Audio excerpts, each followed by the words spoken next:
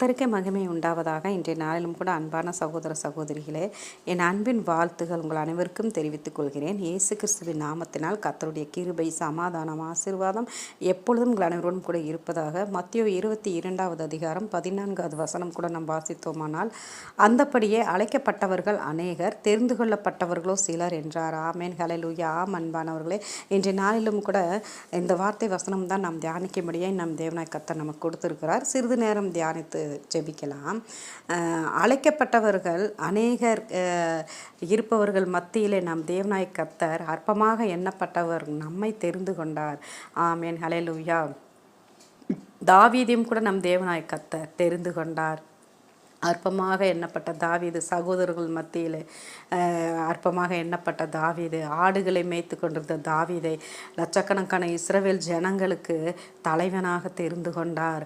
ஆமேன், ஹல்லேலூயா. ஆம் அன்பானவர்களே, மோசையும் கூட நம் தேவனாய் கர்த்தர் திக்குவாய் மந்தனாமுள்ள மோசையும் கூட அவரும் மோசையும் ஆடுகளை மேய்த்து கொண்டு இருந்தவராக இருந்தவரைத்தான் நம் தேவனாய் கர்த்தர் அந்த இஸ்ரவேல் ஜனங்களை எல்லாம் எகிப்து தேசத்திலிருந்து மீட்டு கொண்டு வரும்படியாக மோசையை தெரிந்து கொண்டார். ஆமென், ஹல்லேலூயா. ஆம் அன்பானவர்களே, அன்னாளின் கற்பம் கூட அடைக்கப்பட்டிருந்தது. பெனினாளுக்கு பிள்ளை இருந்தது. அன்னாளின் கற்பம் அடைக்கப்பட்டிருந்தது.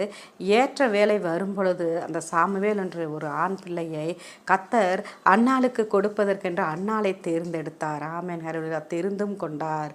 ஆமென், ஹல்லேலூயா. ஏற்ற வேலை வரும் பொழுது அன்னாளின் கற்பம் அடைக்கப்பட்டிருந்தது. ஒருவேளை அப்படியாய் நமக்கும் கூட ஒரு சில காரியங்கள் கர்த்தராலே கொடுக்கப்பட்ட வாக்கு தத்தங்கள், வசனங்கள் எல்லாம் நிறைவேறாமல், கர்த்தராலே காட்டப்பட்ட தரிசனங்கள் எல்லாம் நிறைவேறாமல் இப்படியாய் அன்னாளின் கற்பம் அடைக்கப்பட்டிருந்ததை போல சில தடைகள் இருக்கலாம், சில வழிகள் அடைக்கப்பட்டிருக்கலாம், ஒரு சில காரியங்களுக்கு நாம் ஜெபித்து கொண்டிருக்கலாம், அந்த காரியங்கள் எல்லாம் இன்னும் கைக்குடி வராமல் இருக்கலாம்.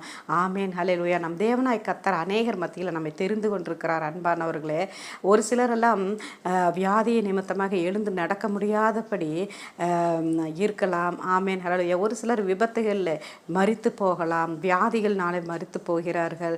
ஆமேன், ஹல்லேலூயா.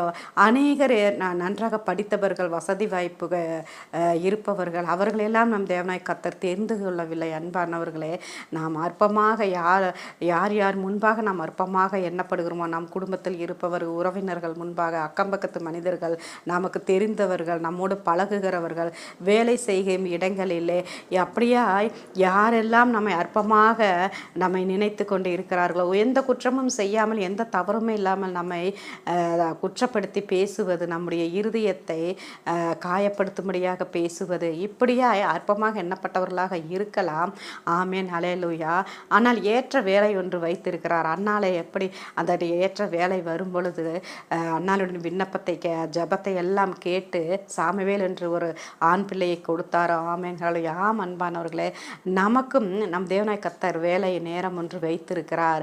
யோசேப்புக்கு சொல்லப்பட்ட அந்த காட்டப்பட்ட தரிசனங்களை எல்லாம் அந்த ஏற்ற வேலை வரும்போது அப்படியே அந்த தரிசனங்களை எல்லாம் நிறைவேற்றினார். ஆமேன், ஹல்லேலூயா. நம் தேவனாய் கர்த்தர் அவருடைய வார்த்தைகள் ஒருபோதும் மாறாது. அவர் மாறாதவராய் நம்மோடு கூட இருக்கிறார்.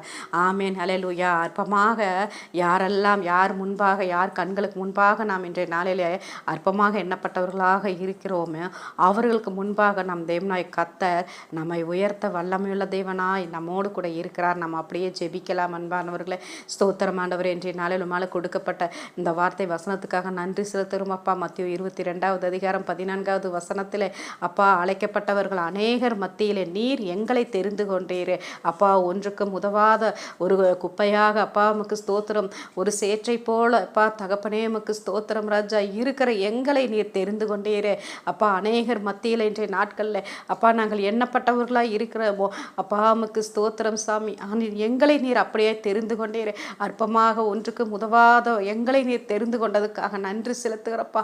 உம்முடைய ஜீவனுள்ள வார்த்தை கர்த்தாவே இன்றைய நாளில் எங்களுக்கு கர்த்தாவே விசுவாசத்தை காத்துக்கொள்ள முடியாமல் எங்கள் இருதயத்தை ஆறுதலை கொடுக்கும்படியாக உம்முடைய வார்த்தை கடந்து வந்ததுக்காக இந்த வசனத்துக்காக நன்றி செலுத்தி ஜெபிக்கிறப்பா. யாரெல்லாம் அப்படியே எங்களுடைய இந்திய தேசத்திலும் தமிழ்நாட்டிலும் அப்பா உமக்கு ஸ்தோத்திரம். எங்கள் குரூப்புகளில் இருக்கிற சகோதர சகோதரிகளும் கூட அப்பா எந்தெந்த காரியங்களுக்காக இப்படியாய் ஜெபித்து கொண்டு இருக்கிறார்களோ, அற்பமாக எண்ணப்பட்ட சூழ்நிலையில் ஜெபித்து கொண்டே இருக்கிறார்களோ, நீர் அவர்கள் கண்ணீர்களை காண்கிற தேவன் அப்பா, ஜெபத்தை கேட்கிற தேவன் சுவாமி.